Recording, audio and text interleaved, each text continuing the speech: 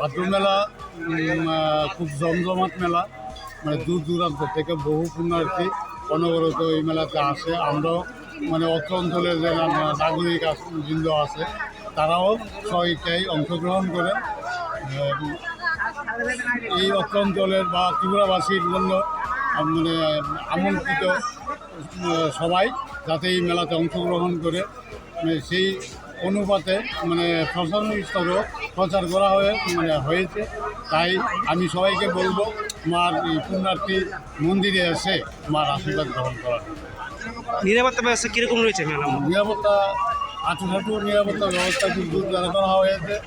মানে পুলিশ শাসন থেকে শুরু করে আধা সামরিক বাহিনীও মোতায়েন করা হয়েছে। নিরাপত্তা ব্যবস্থাপনা ভালো দিকে আছে।